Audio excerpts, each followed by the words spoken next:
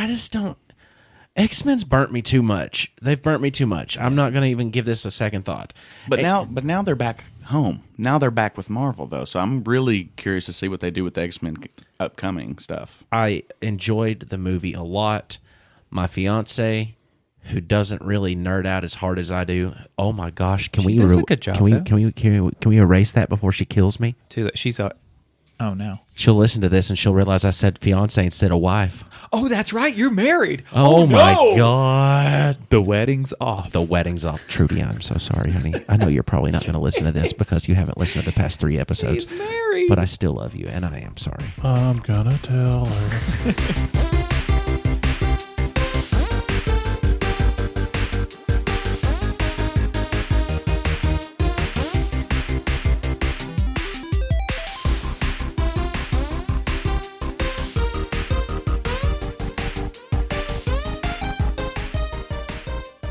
Hey, everybody. I'm Dane Holland, and I just had a real dramatic pause before I pressed record. I think it really tripped Marcus up a little bit. I loved it. I'm Austin Shazam Pfeiffer, and I was looking for what he was looking at over in the corner. I'm Marcus Whitaker, the deliverer of midnight tides. I'm Electric Man. And now it's your turn, Tiny. Okay, thank you. The baton has been passed. I'm Austin Tiny Zent, and my urine will smell like coffee the next time I pee. And that's a fact. That is true. It's every time. Sometimes more than just right after, too. Sometimes for days. Do you know where every Monday you can find facts like that? On the podcast, Nerd It Through the Grapevine, where 4 best friends gather weekly to talk about our favorite parts of past, present, and future nerd. Smack that mouth. Smack that mouth, boy. Smack that mouth. Now we got to rewind it. And future nerd culture. Got it in one. It's this mixture of mead, coffee, and what is this clear? Water.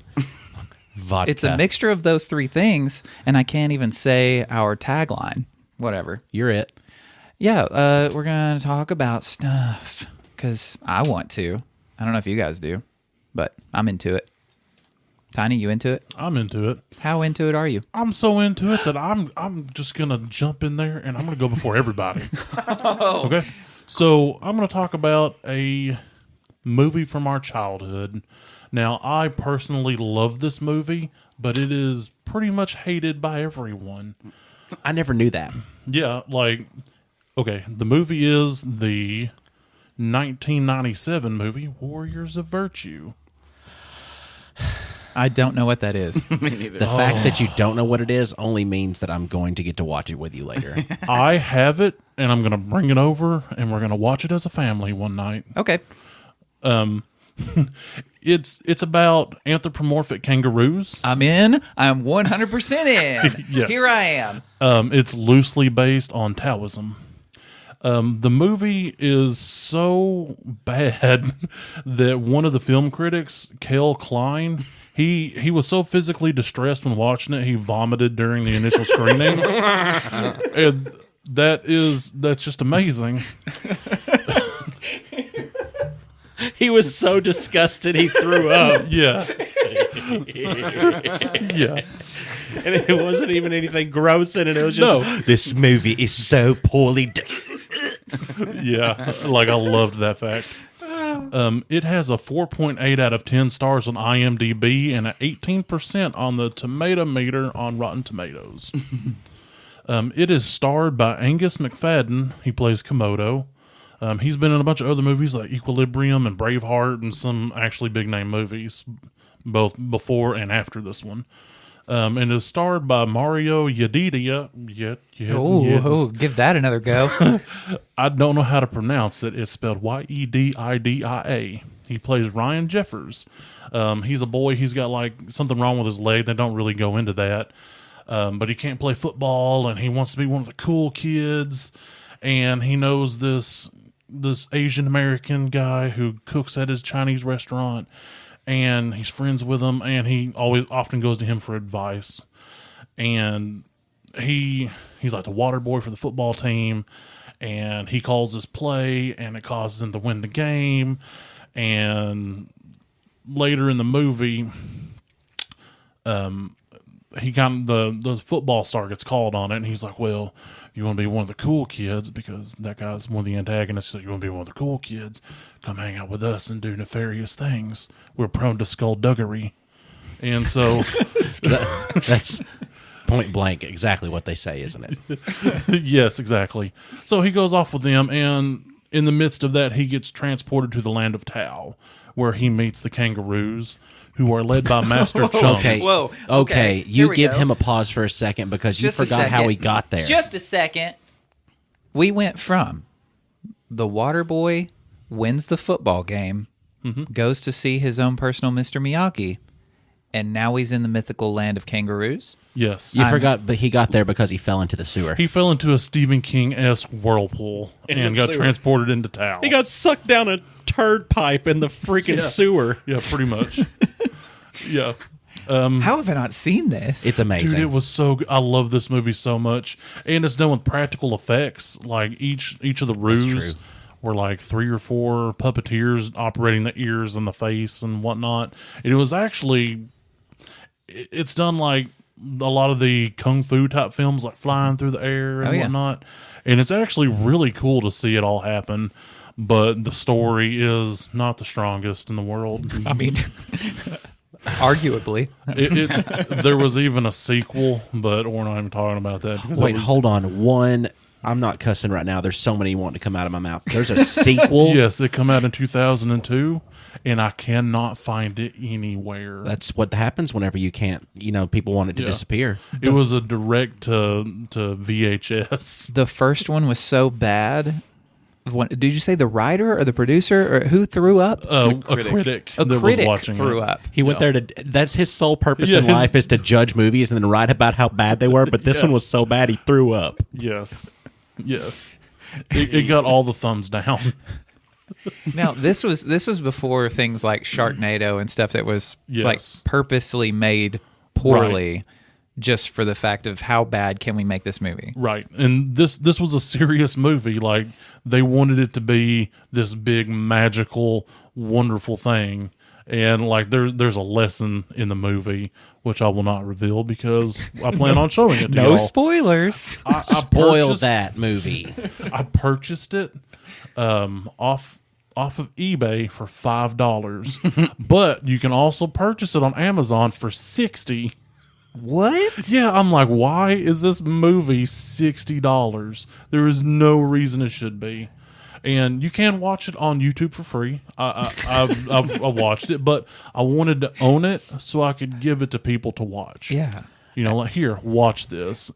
I love it. It's great, but it's awful at the same time. I have the original VHS still at my mother's house. I have the original VHS in my house too, but I have no way to watch a VHS. Yeah, we can just hold it up to the light or something. Yeah. Do you hold it up to your ear and the light? I think so. I don't know. It's powered by a potato. Yeah. I learned that in a science class, but they never told me how it did it. They just showed me that it could, Magic. and that's what I figured it was. I mean, I believe it. There are 1, 2, 3. There are 5 kangaroos, and they each represent an element and a virtue of Taoism. Yun, he's water and benevolence. He's the leader of the group. Oh, that dope sword. Yeah, that's Yun's sword. Nobody touches Yun's sword. The kangaroo has a sword? Oh, he Yes, forgot to mention they're have all their own ninjas. weapons. Yeah, they're all like ninja Kung roos. Fu ruse. Yeah, I forgot that. Thank you. Yeah, ninja roos. This is more of an onion than ogres right now. I This is know. like, This is mind-boggling. I love it. My favorite is actually Yi. He is metal and righteousness. Like, Yeah. headbanging metal? No. Oh, okay. Like hard, shiny metal. What's the difference? I really don't know. There's Lai. He's wood and order. Chi is fire and wisdom. And Sun is earth and loyalty. And that's a female, which Okay. I thought was kind of cool. And then you got Master Chung, who's like the Master Splinter, and he's a human. But yeah, it's a great movie. Everyone should watch it. It's also a terrible movie, so don't expect a strong plot or anything. Yeah. The lead singer from My Chemical Romance styled his entire career off of the bad guy from this movie. I could see it. Komodo. Is it the face paint over the eyes? Yes. Oh yeah. That's the same thing in this one? Yeah. It's the first time that I ever saw it as a okay. kid. It's not like face paint over the eyes. It's like that real dark, like not eyeliner, but it looks like paint around the eyes. Mm-hmm. God, it's amazing. Yeah. And he's like, plays a very effeminate type of character, which sometimes is very cringy. Yeah. And sometimes you're like, what? I don't understand what you're going for here. Like at one point he's laying in his bed, which looks like the clam that Athena comes in, and he looks at like his general, whose name is Grillo, and he's like, what do you think's going to happen? Do you think I look pretty? I mean, it's basically that is what he's saying. And he's like, yeah, I mean, if I don't agree with you, you're going to kill me, right? So I agree with everything you say. It's just like, why? Why is this happening right now? I don't like. One of the Roos was literally, he said it like he's not wanting to be a part of this anymore. He's not wanting. That was the main one, wasn't it? Yun. And it took all of 66 seconds of talking to him to convince him to change his life pattern. Yeah. It was amazing. Yeah. Yun originally left the group because he killed somebody during a time of conflict. And he felt so bad because he took a life, because life is so valued, that he was like, I can't do it anymore. He meets the boy for, like he said, like 13 seconds, and he's like, all right, let's go. Hop on my back, and I'll basically fly us back to where we was. Fly? They jump, but it might as well be flying. Yep. It's like whenever they jump in kung fu movies and they're like skating the tops of Yeah, the yeah, trees, yeah. except Yeah. imagine a more powerful jump because it's a Roo person. Yeah. It's like a hop, then a jump, Now- and then they're gone. The elemental abilities that go along with these people too. They use the elemental abilities. It's like a mixture of like magic, Power Rangers, because everybody's got a different suit color. It's like Yeah. the Avatar, but kangaroos It's and like Ninja Turtles. Avatar, Ninja Yeah, with- Turtles, Power Rangers, and Middle Eastern religion, or not Middle Eastern, Eastern religion, all kind of rolled to this weird ball. And They took it all. They put it in an emulsifier. yeah, pretty much. They made a homogeneous mixture. Well, I can't even, like, most of the time I can, at least close my eyes Yeah. and Nope. imagine what something's going to look like. But with every detail that comes into it, it etches sketches out of my brain, and I have to restart, and I've already forgotten some of the details from before. I can't imagine this as being an actual thing. I feel very similarly. Like, I'm trying to picture what you're talking about, and it just sounds too outlandish Well, to actually exist. he had mentioned it before to me that he was going to kind of look into this a little bit more, and I was like, I don't know if too many people are going to know about this. I love that idea because that's like a deep dive. Yeah, I was honestly surprised he remembered it. Most people I mentioned this movie to have no idea that it existed. Do you know who you're talking to? I know, Yeah, come but I was still surprised. I'm like, if anybody in the free world besides Seven and Austin Shazam Pfeiffer knows what I'm talking about when I mention this movie, I'll be shocked. I was even busting out lines to it with him. I was was. like, 5 and 1 is positive Kung. To take a life, you sacrifice a part of yourself. Yeah. I think my favorite is when the guy's like stuck to the trees, like, stupid Roos! Stupid Roos! That's all he's yelling. Yeah, He's and not this even. flower from the female comes flying and hits him in the mouth, and he can talk around it, but he's like, I liked that. I don't know why, but I liked that. Now, are they kangaroo people? Yes. Or are they just kangaroos that can talk and act like ninjas? they have hands and feet like people, but they have like the tail The and feet kangaroo is- head. Well, they don't have. I'm sorry, they have kangaroo feet, Okay. But they're in they stand shoes. upright in a posture like a human. Yeah, and they also jump off of their tails. Pouches? Do they... That part was left vague. Because they had clothes on. Yeah, they had clothes on. There's got to be a moment. They had It's clothes like and with armor. Ninja Turtles when they pop into their shells. Is this something that was like trying to be for kids, kind of? Yes. Okay. Oh, it was. Oh, yeah. Yeah, Now that 100%. that's clear, I think I can maybe envision it a little bit better. I even had a Yeah. couple of the toys growing up. And KB I toys. wish I knew where they were. The toys looked terrifying. I guarantee you I've still got the steel ring one at my house in Sparta. Yee. Yeah. He was always my favorite, him and Same. the water guy, just because of that dope sword. Oh yeah, I feel like this should have just been an animated series and not a it film. would have been so much better if it was. They've even done like comic books and things afterwards, so the world evolved a little bit, but it didn't go far. What was the name of it again? Warriors of Virtue. All right. Well, I know what I'm watching tomorrow. I don't want to Google it right now. Like I want my first experience of seeing this abomination to be on the screen. Like I don't want to spoil it for myself. And what if like we both watch it and then we just have like this Inception moment where we always remembered it and we just suppressed it? Maybe. Yeah. It's entirely possible. Because I'm the opposite of a lot of stuff from my childhood whenever it comes to television, because I have not only seen that movie once or twice, I've probably watched that movie on repeat several times, because that was what The Babysitter was. Yeah. I mean, I watch it at least once a year if I can. Now, in my adult life, I've not watched it, so I'd love to see it through adulting eyes, just so I can throw up from how bad it is. It does not hold up, but I still love it. Yeah, I wonder how many movies critics have thrown up watching it. I'm no critic, but Jackass 3D, definitely. No, well, not because it's gruesome. That wasn't gruesome. Because That was it's just fecal so matter. bad. That's pretty gross. I wouldn't say gruesome. Well, gruesome and gross are different. say aren't they? gnarly. Gruesome. Or when they start throwing up, like those, on Jackass, they're always having those bits where they barf and everything. That's when I Well, start. it's like, getting- I'm okay with like the body functions.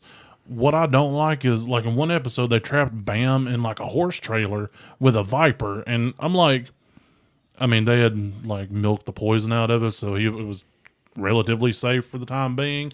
But I'm like, you could kill that guy right there, and you're filming it and laughing. That's murder. Halfway through that, my brain was like, wait, are we talking about the kangaroo guys? Or are we talking about Jackass right now? And I was like, oh no, there's another layer. They killed somebody with a bed sheet in that movie, in the Warriors of Virtue. I forgot about that. He had like a bed sheet that he turned into a projectile weapon, and he killed one of the main. I don't. We'll see. No. I don't recall anyone dying. All right. The chick Alicia did like shoot out the scarf and wrap it around Komodo's neck at one point. If that's what you're talking about, That is what I was talking about, Okay. actually. Yeah. so this is live action. Yeah. See, now I was picturing a cartoon. No. Yeah, that's what I mentioned. It's the same kind of stuff with the original Ninja Turtles movie. Same kind of puppeteering for the costumes and everything. Yeah. Is this the kind of movie you think they would ever like retcon and like change some stuff about it to make it make more sense or anything like that? I seriously Hopefully. doubt it. No. But I would watch it if they did. Yeah. Yeah. Well, I think I'd like to talk a little bit more about the idea of retconning in general, if that's okay with you guys. I know in the past, Rooster has talked about like if we would like just completely remake a movie or a TV series or something like that, what would it be? But I wanted to dive a little bit more into the specificity of retroactive continuity, which has been coined like just retcon, just for short. I had never heard it in long form No, before. yeah, retroactive continuity. It makes so much sense. It does. Just what retroactive continuity is it is a literary device in which established diegetic facts in the plot are adjusted, ignored, or contradicted by a subsequent published work which breaks continuity with the former. Which can be, I mean, that's a long thing, but it basically means this sucked. How do we change it now that it's already made?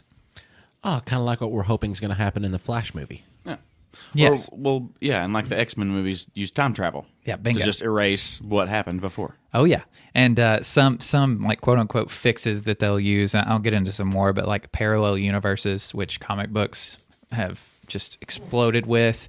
Also, something like maybe they won't notice because it's just a small detail, so you just kind of tweak it, change it later, and then of course fans are gonna notice that little tiny thing. And then also something like, okay, it's a big detail, so let's just make it make sense.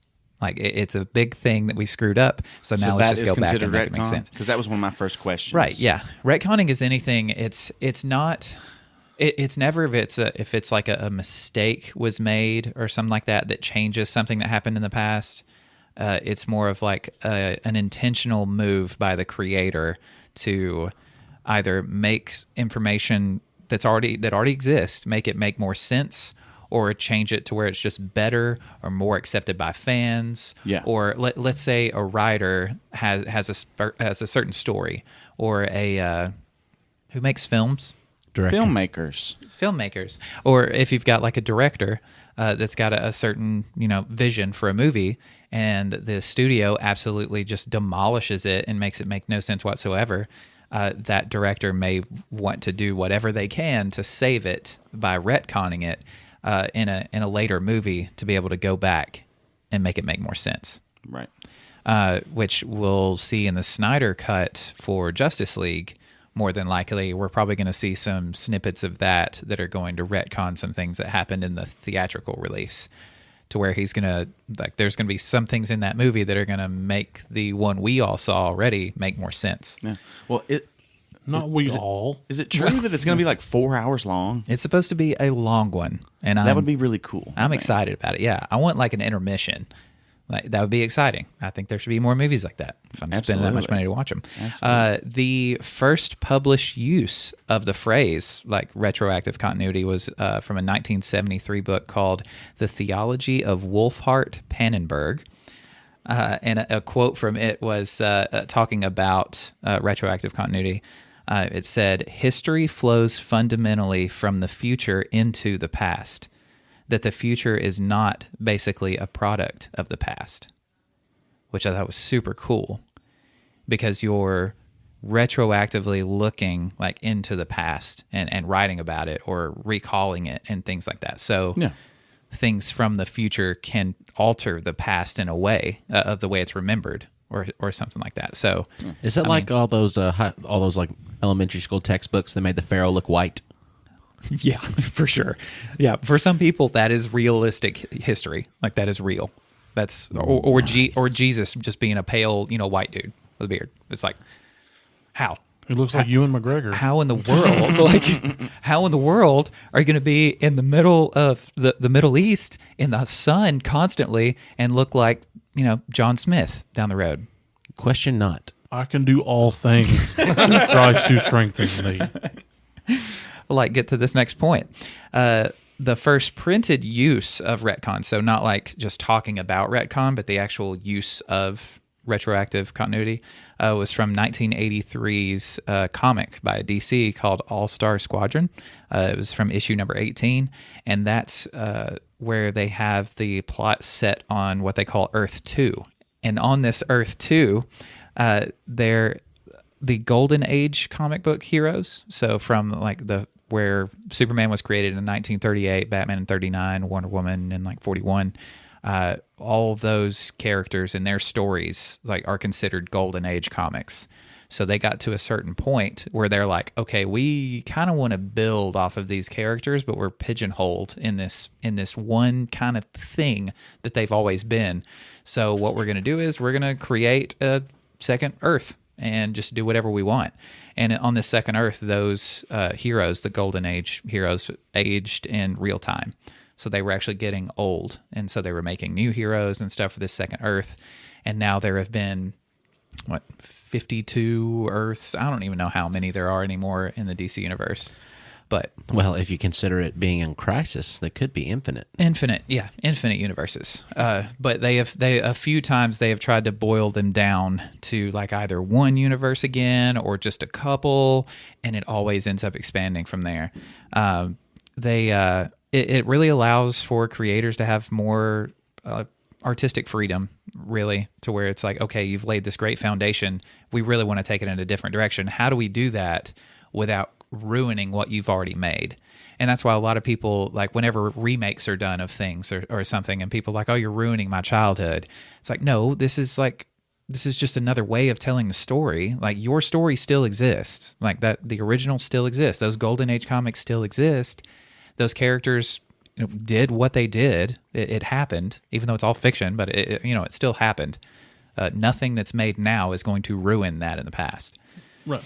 As a DM, I've retconned things before, so it's I might have narrated something in a way that absolutely kills my campaign, or I did something unintentionally crappy to a PC. So the next session, like, hey, I want to retcon this. This didn't happen, or this happened this way instead of that way. And so that allows you to fix your mess up, just like you were saying. Yeah, you're the god of that universe. Exactly. So you're the writer in that situation. So you're like, okay, we're going back in time. This never really happened, and we're fixing it. So now it's better, which can be done if done well. But just like some people are talking about that, how they just want to completely redo The Last Jedi. They're like, just make a whole new movie and we won't even consider the last one happening.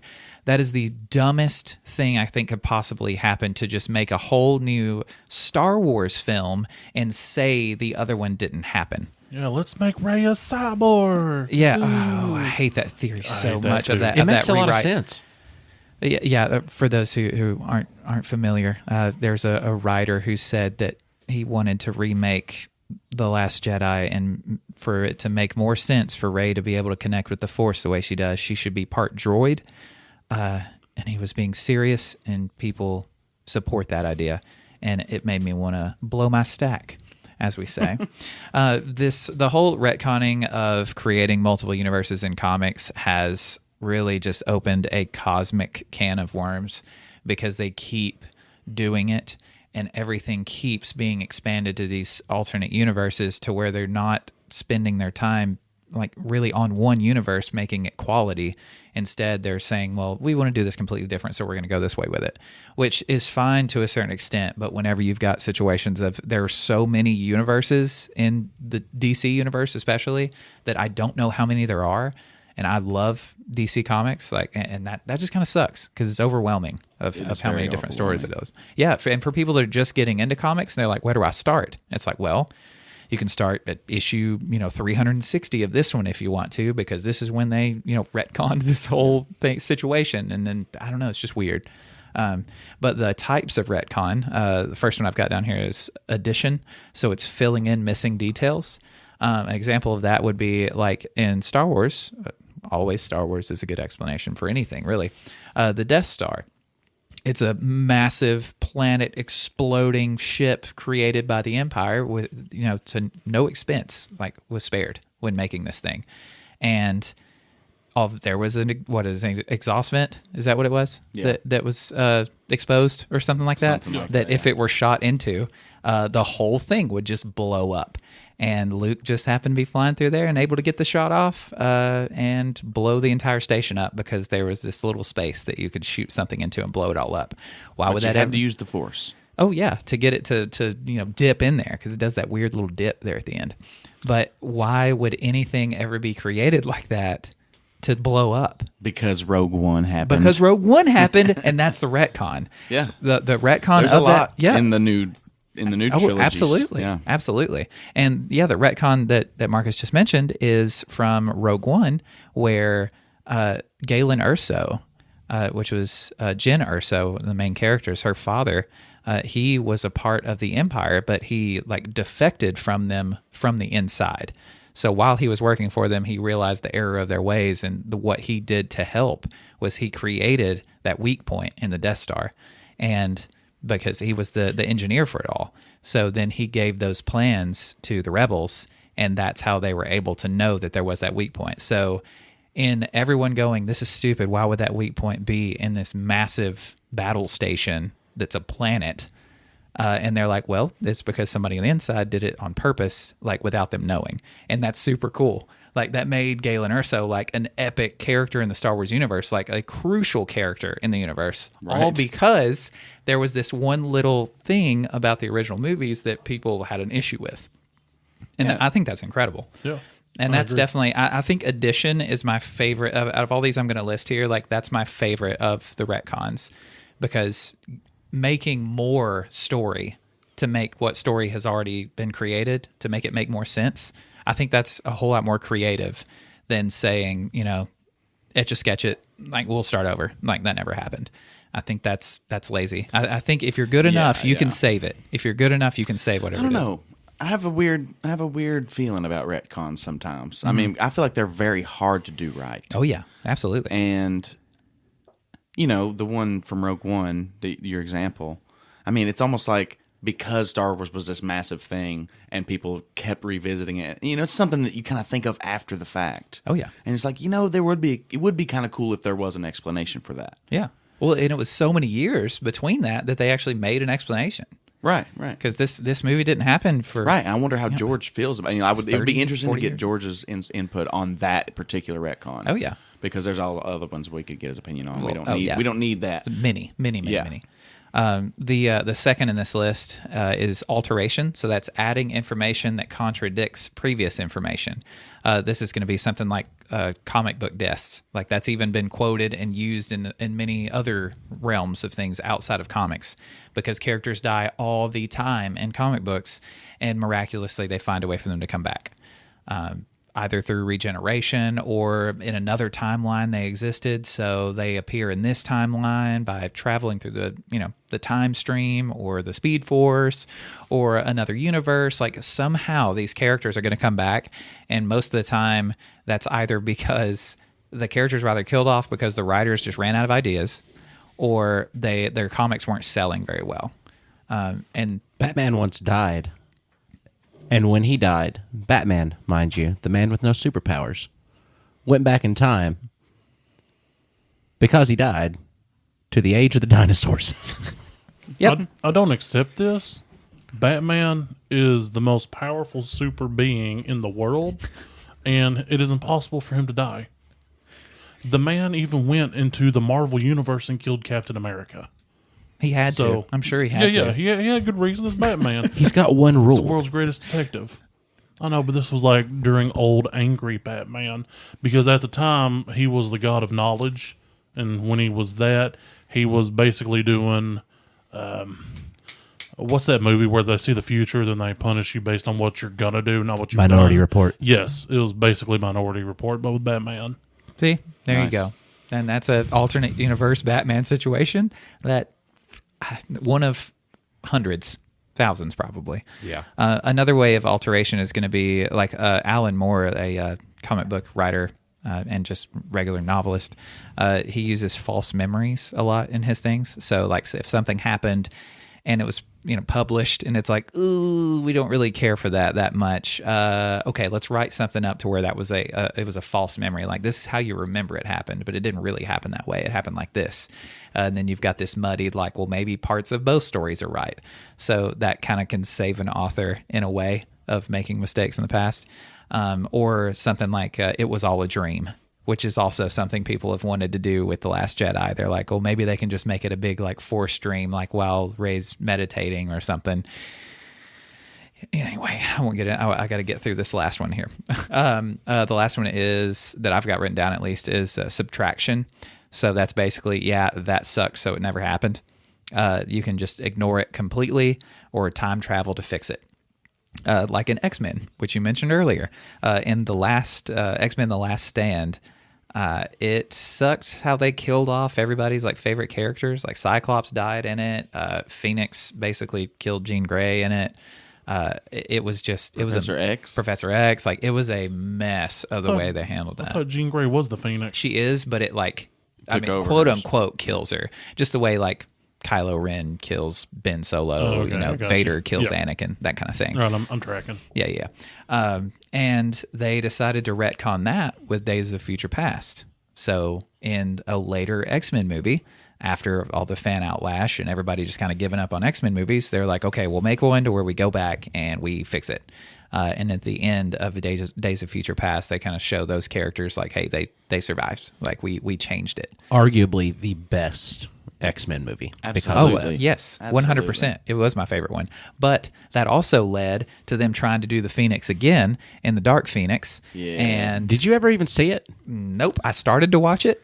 I actually never saw it either. I got about 20 minutes into it, and I was like, this is going to be a waste of 2 hours. I cannot do this. Yeah. And I stopped. It was honestly like It was that was better the than f- Apocalypse. That was the first X-Men movie I awful. didn't go to the theater to see Yeah. because I Yeah. am an X-Men. Same. Poor junkie. Sophie Turner. Yeah, Because Jean Grey Well, as a kid would be a cool character to play. Oh, yeah. But then she got boxed in so hard. she's used to it. Yeah, that's true. Game of Thrones. She was in that. They really, really gave her a bad rap in that one. gosh. A Sold her off to Ramsey. I mean, they also made awful. a mute Deadpool, so I mean, Hey, I'm getting into Deadpool right now, actually. That's the last point I want to make in this thing. He retconned everything. In Deadpool 2, he goes at the, what was that, the after credit scene that he does this? In the after credit scene, Deadpool goes back in time or actually goes to these alternate universes and kills off the version of the Deadpool in X-Men Origins Wolverine, to where he was a pool.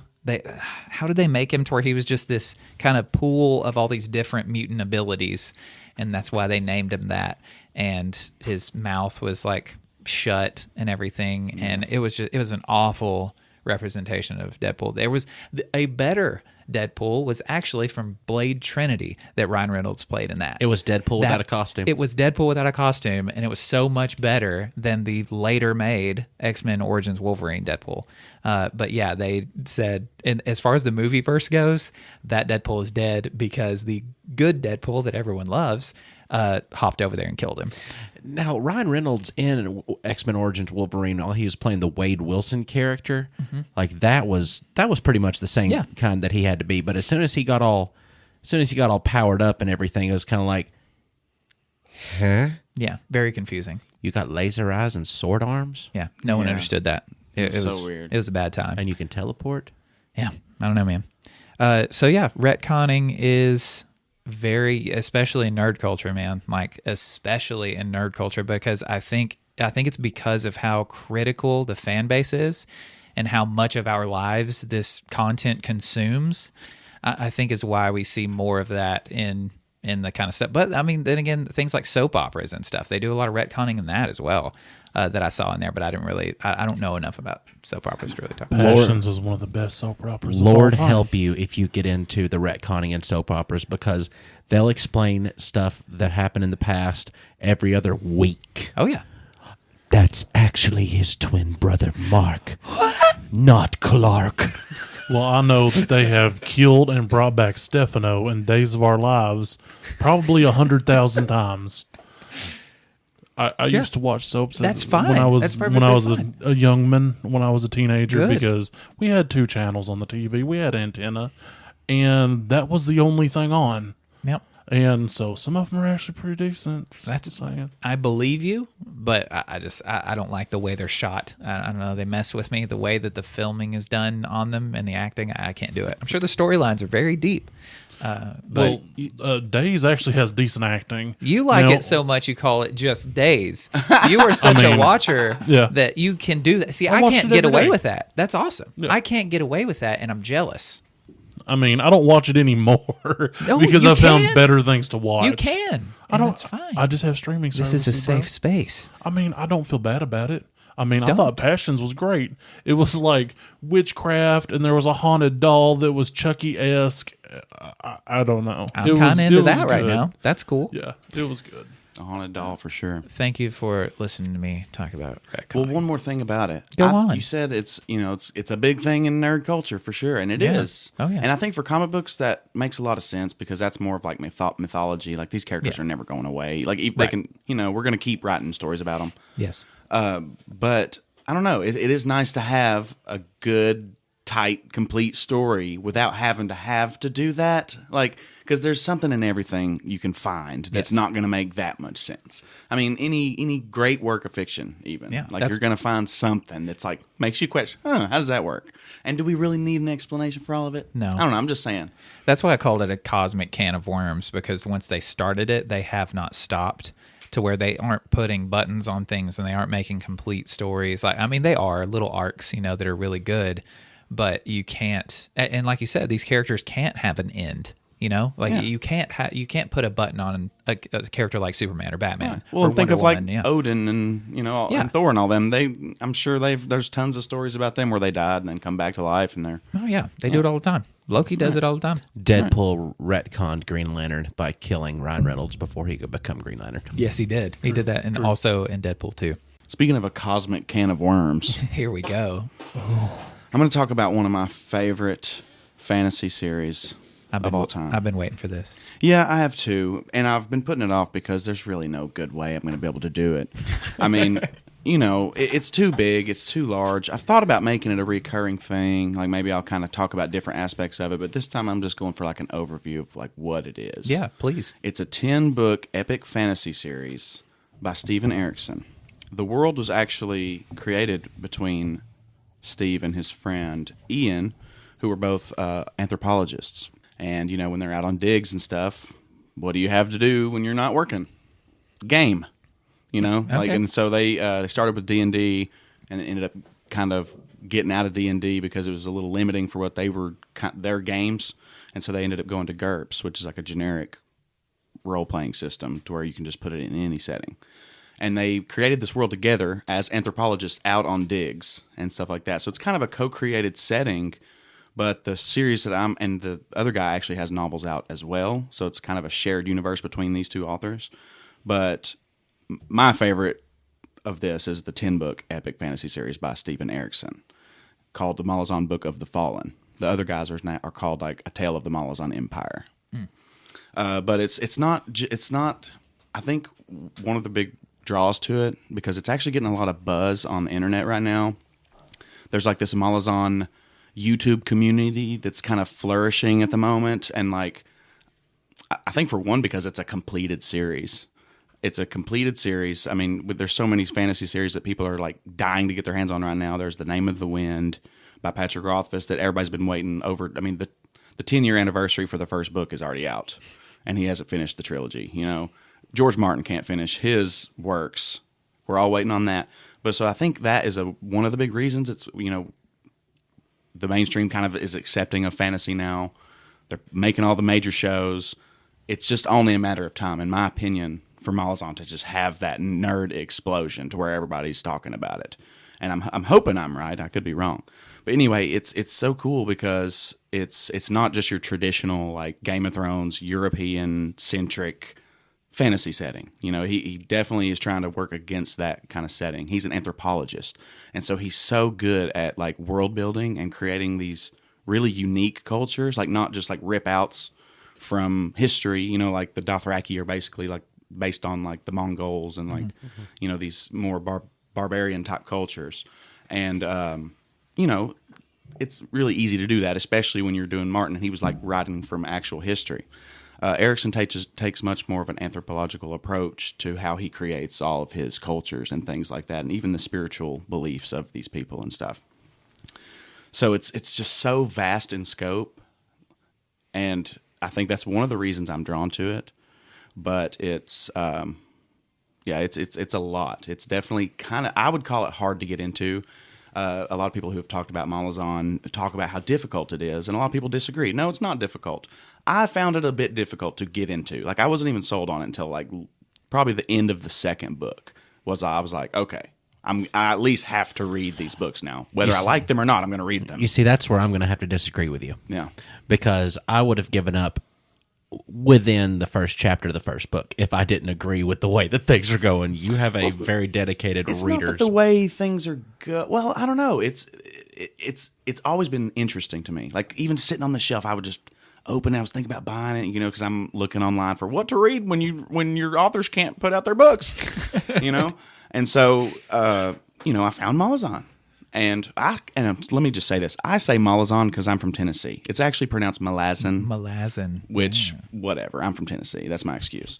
So, what were we talking about? Oh, yeah. So it's like, I have this deep interest in it because I knew it was big and epic and just like really complex.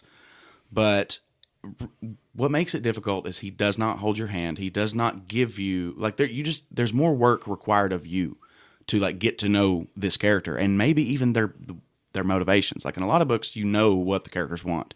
You hear Jon Snow saying how he misses Arya and he wishes that he was there with Robb. Spoilers. Too late. Done. It's over. Well, my question is it that he's not very descriptive? Is that what the issue was? No, I mean he's a really great writer.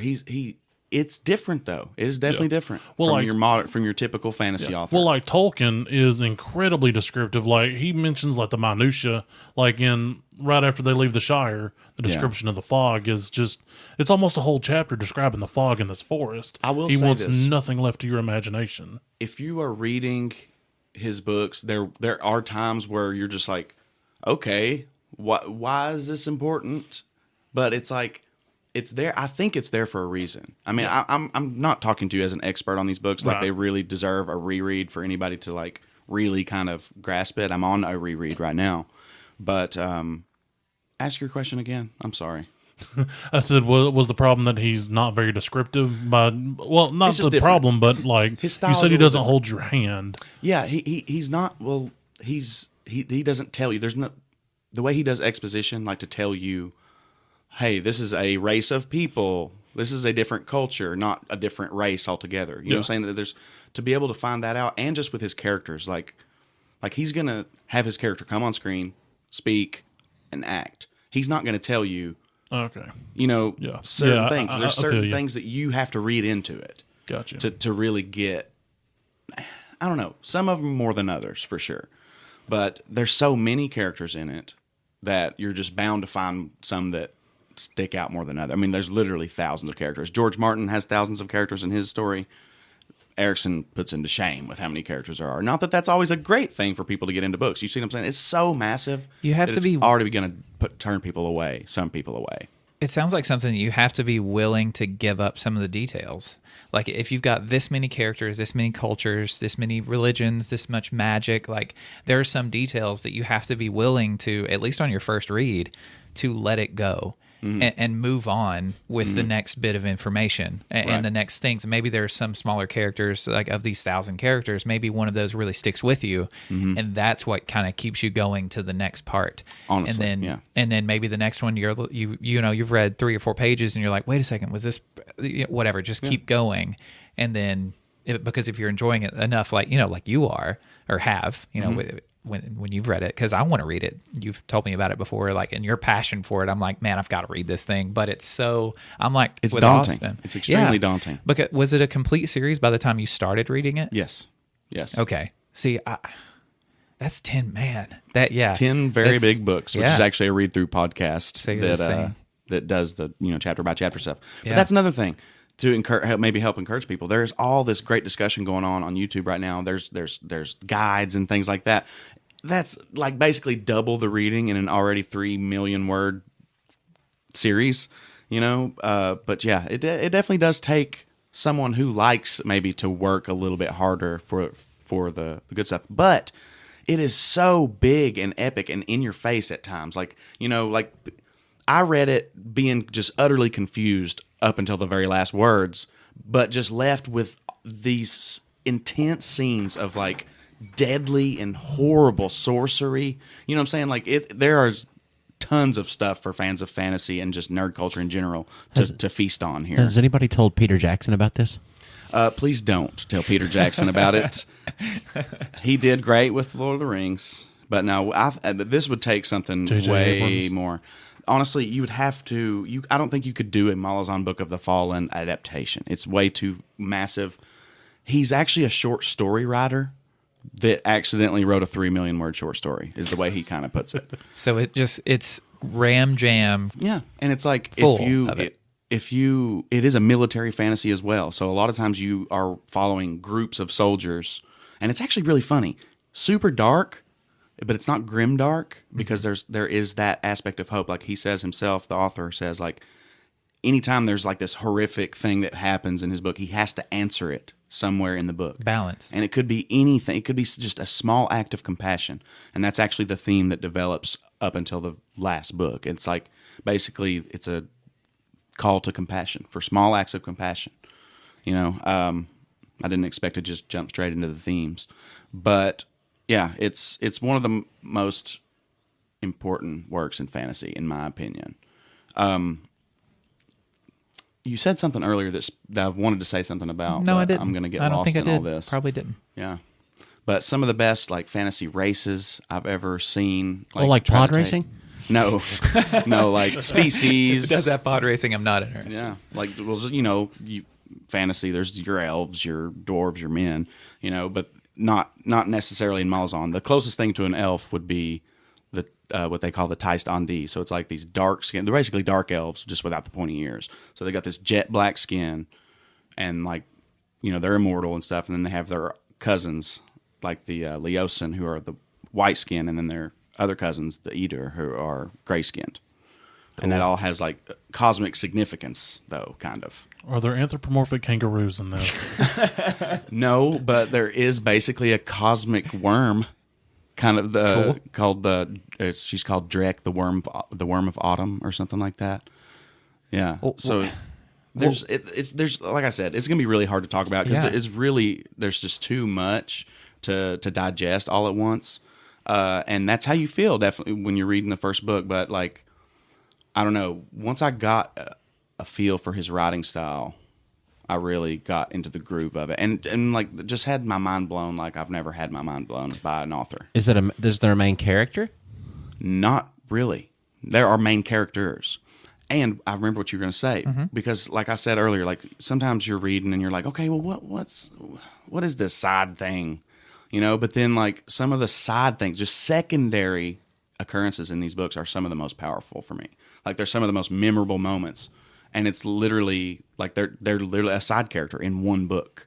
You know, like they're not even one of the characters that appears in multiple books. That makes sense because of the short story thing. Exactly. Like a lot of this explanation makes complete sense because of him being a short storyteller. And you almost have to read it like that. Yeah. In a way. I mean, you don't have to be like an expert on literature to read these books. There's a lot there. I mean, there's tons of dragons and, you know, like I said, flesh melting magic.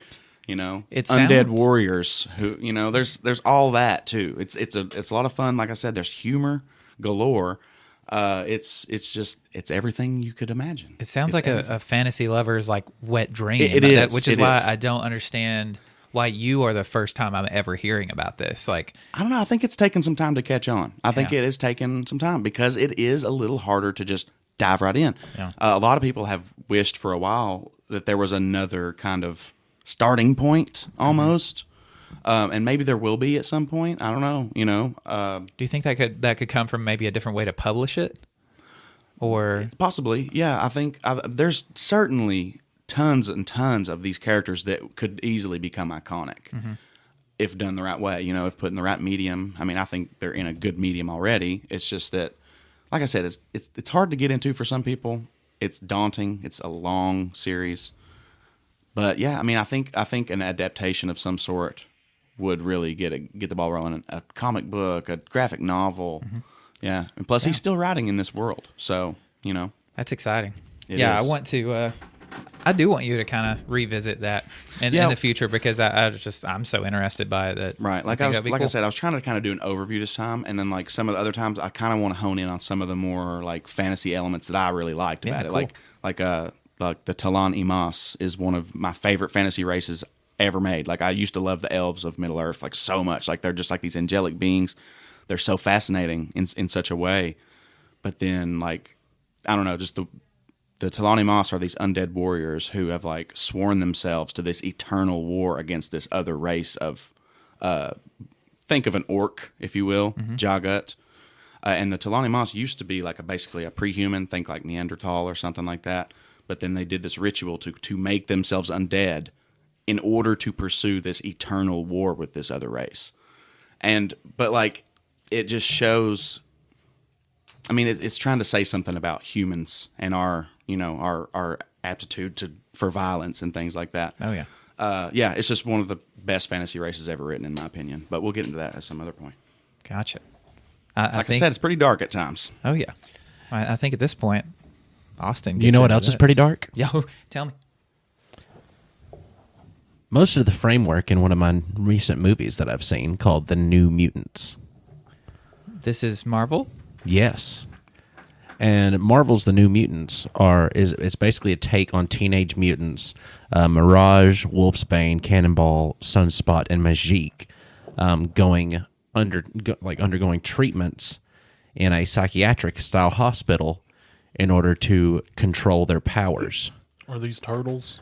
No, they're You said Teenage Mutants. Yeah. Teenage Mutants. You can't put those together and not say turtles. 5 Teenage Mutants. No Ninja Turtle. They're actually anthropomorphic kangaroos. Oh, okay. Cool. Now it makes sense. But I had absolute zero faith in this movie, and that's what this is.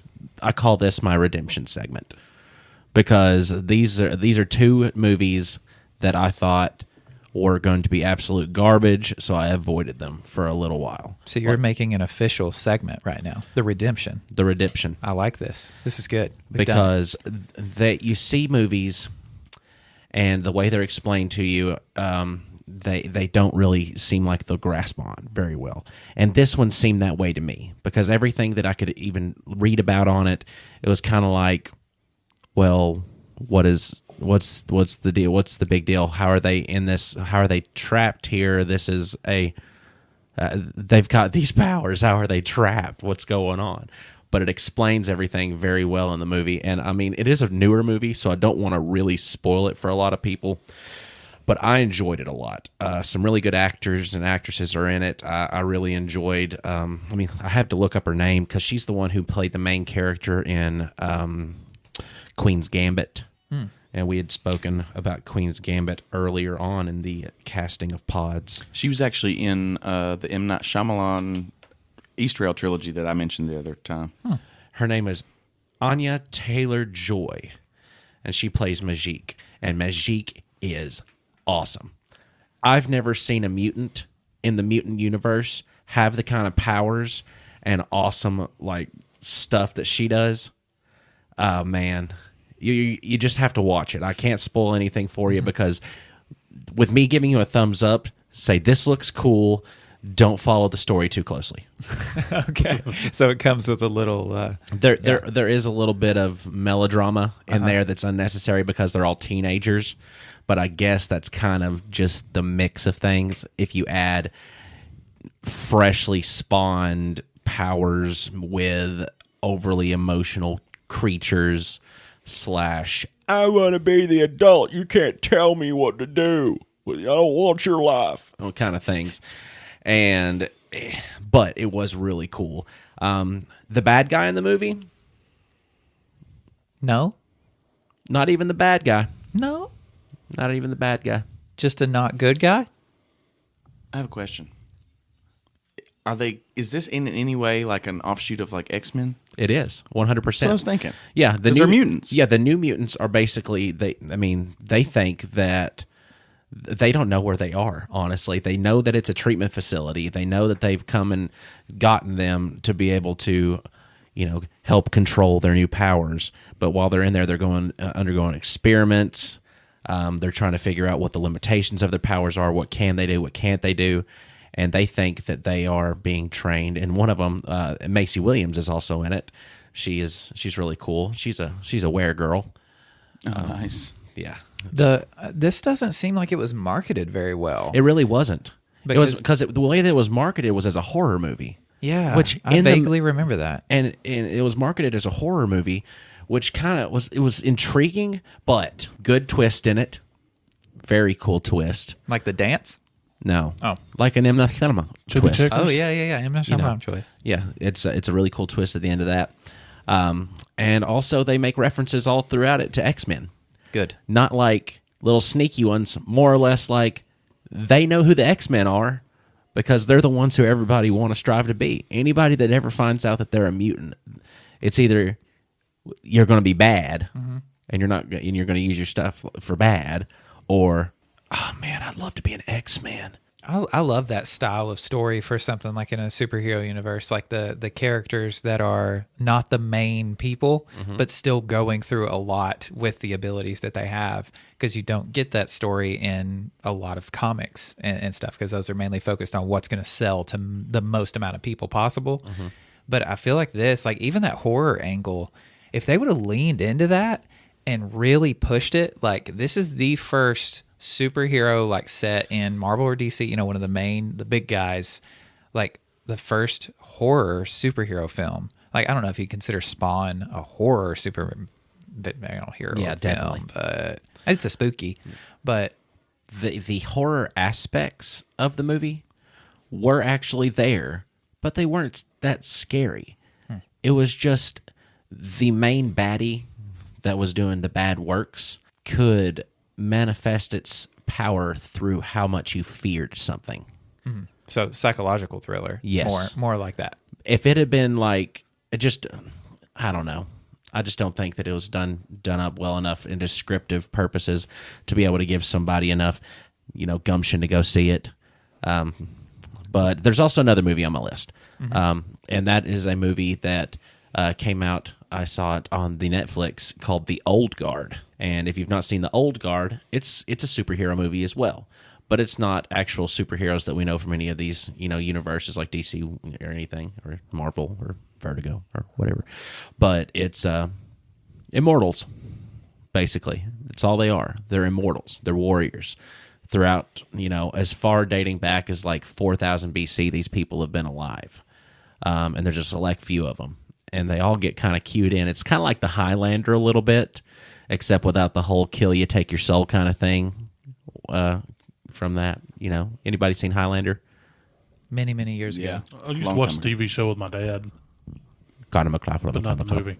That's Duncan McLeod from the television show, though, not Connor McLeod.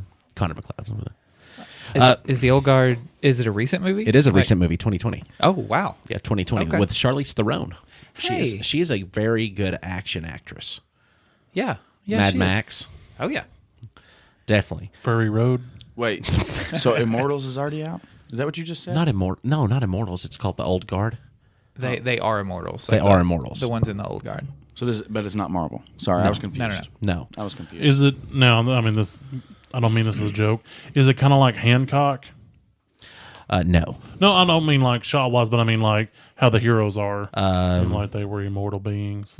Very similar in the idea, but they don't have powers.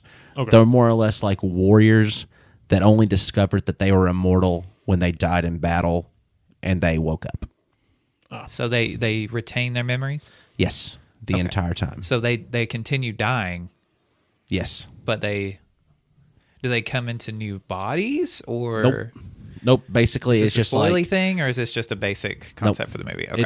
It's just basically what happens is they will be damaged to the point of no longer functioning, heal up. Oh, so same body. Mm-hmm. Same body. Oh, okay. And They're all Wolverines. now the cool part about it to me was that not all immortals are created equal, and not all immortals have withstood the test of time, because there is no expiration date on your immortality that's printed. Nobody knows how long the immortality is going to last, because they start dropping, and nobody knows when their time is. They're going to end, because they thought they were in the beginning of it, which is probably hundreds of years into them being immortal. They're in a war and they're fighting, and you get a glimpse at one of them actually dying, and they don't know. They're like, why is he not waking up? Why is he not waking up? And they realize that they have a timer on them. They just don't know what it's set to. So they have to live their lives both cautiously and viciously.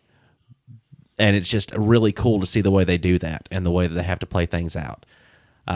Because that's something that I've seen that enough in like other comic book references, like in Logan, whenever he was getting poisoned by his adamantium, and how his hyper healing was supposed to pretty much keep him alive forever, except he was poisoned by his own body. And he is, that was a really cool way to end that. But He could tell that was happening to him, though. yes, But unlike with these, they could just all of a sudden. I'm actually upset with myself right now a little bit, because Tiny just told me today he's not seen Logan. Oh, okay, that's fine. Meh. I mean, I really didn't have any plans of watching Logan, so I reversed Tiny, that statement. It's good. But Have you seen it, Marcus? Yeah, of course I have. I'm not going to say that. What do you mean? Of course you have. There's an so many X-Men movie. things you haven't. Okay. Oh, an you X-Men think he's movie. not going to watch a Wolverine movie? yeah, he that's is true. Wolverine. He is the Wolverine. So. I mean, he does look a lot like him. Model the hair. the eyebrows. Yep, dang. it's ridiculous. I wish everyone was here to Absolutely. see this. Please don't point that at me. That's terrifying. So, Dun, dun, dun. your official stamp of Austin approval. Austin approval of both the Old Guard and of the New Mutants, both for their originality and the way that they kind of do things that I've not seen done in many different movies. Thank you. I'm going to watch that now because that sounds awesome. You've done it. Mm-hmm. And we've done it. We've completed yet another episode. Of best friends gathering together. You almost almost named the stuff. Oh, I almost do that every week. I almost always say Best Friends Tiny Inc. or Best Friends Tiny Kitchen. Oh man, this is Best Friends Tiny Kitchen. These sweatpants I'm wearing in this room are just boiling the peanuts. Is that what that smell is? No, that was the Taco Bell and Burger King I've had today. I've been lazy and have not cooked. It's provocative. Thank you. Welcome. Thank everybody for listening to us. This is so much fun. I think it was in the middle of Marcus's segment that I was just sitting here going like, man, I love that we do this. This is so cool. Y'all should listen to us more on Spotify and iTunes and wherever else you can listen to podcasts, and listen to our friends Haunt Her, I Barely Know Her, and Nightmare Town. Our own Austin Shazam Pfeiffer was recently on Haunt Her, I Barely Know Her. That was fun. Do you know what episode number that was? That was episode number 20. Episode number 20. So, and their first paranormal investigator interview they've done. That's awesome. So yeah, go listen to their episode number 20 and then go back and start at number 1 and then go catch up to them while you listen to us too. And what else is there? Twitter, Nerd Grapevine, at Nerd Grapevine on Twitter. Do the same thing on Instagram. Look at our posts about episodes and funny things. I don't know, Marcus, when life gives you grapes, Dangle them in front of your dog. bark, bow wow, baby. But that'll poison the pup. Oh, I no, said they dangle. will. I said dangle. Oh, okay. I said so dangle. we're not going them. to kill the dog. No, we're just going to play roulette and see, If he jumps and bites it. Right, yeah. See if they take the bait. Exactly. No, just make sure it's not your man grapes. It's real grapes. Ew. Man grape. Don't put them on Marcus, don't put them on my man grape.